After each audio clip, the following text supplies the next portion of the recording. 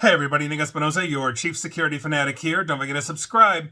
Today, we are talking about satellites. They're all around us, they're above us, etc., and by virtue of that, many of them are leaking a lot of sensitive data. This ain't good.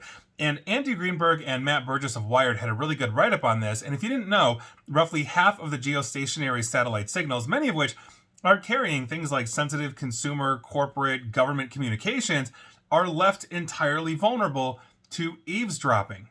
That's a huge problem. So, a team of researchers at UC San Diego and the University of Maryland together on October 13th basically put this study out. So, if you think about it, the cybersecurity industry, telecom firms, military, intelligence agencies around the world, they're all basically attending 12-step meetings over this one this week. This is absolutely insane. So, here's the nuts and bolts of it. So for 3 years, basically the UC San Diego and Maryland researchers developed and used an off-the-shelf $800 satellite receiver system on the roof of a university building in La Jolla. That is basically a beautiful little town just north of San Diego. So the goal here was to actually pick up communications of these geosynchronous satellites in a small band of space that essentially was visible from Southern California. And if you've ever been to La Jolla there, you're above the sea level. It's very clear skies usually.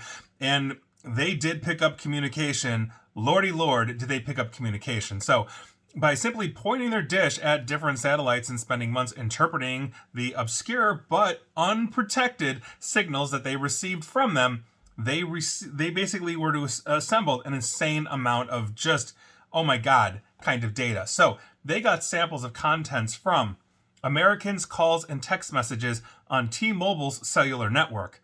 Meaning, as you were using T-Mobile, at least some aspects of T-Mobile was basically bouncing off this satellite and going somewhere else, and it wasn't encrypted. Data from airline passengers in flight.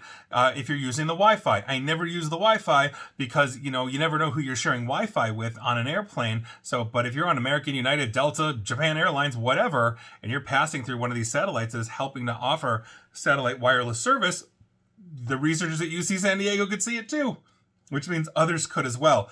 Communications to and from critical infrastructure such as electric utilities, offshore oil and gas platforms, and even U.S. and Mexican military and law enforcement communications that revealed the locations of military and law enforcement personnel, equipment, and facilities.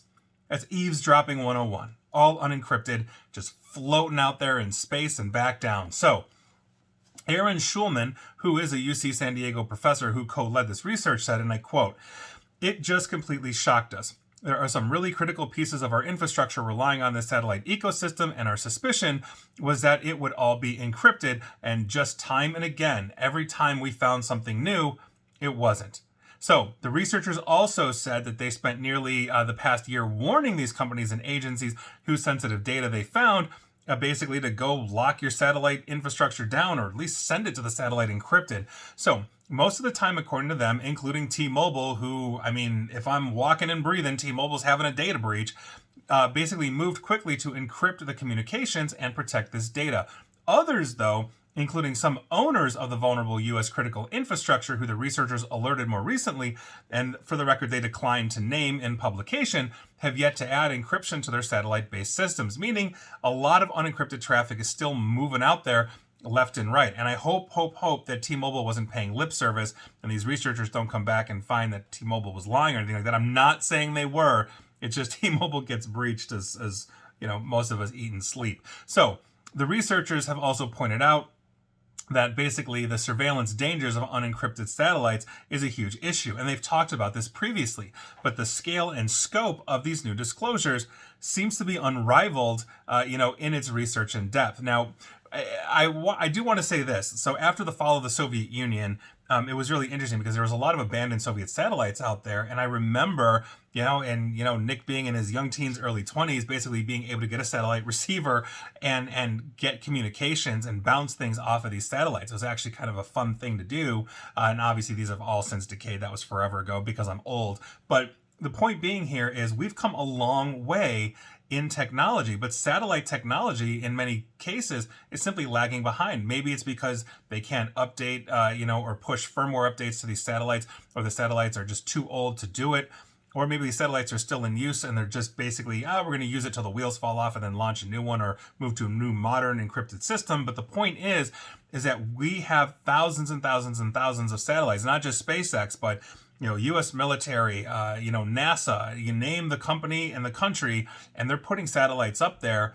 And if a lot of this is unencrypted because it's older tech or it's not modern, or they just didn't bother to do it figuring nobody would get this, for $800, you can apparently read text messages and get T-Mobile phone calls that you shouldn't be getting. So this is a big issue. And it also, I think, really also underscores you shouldn't use the Wi-Fi in airplanes, because I hope the airplane companies started building encryption into these things after they got alerted, but I have a sneaking suspicion they didn't.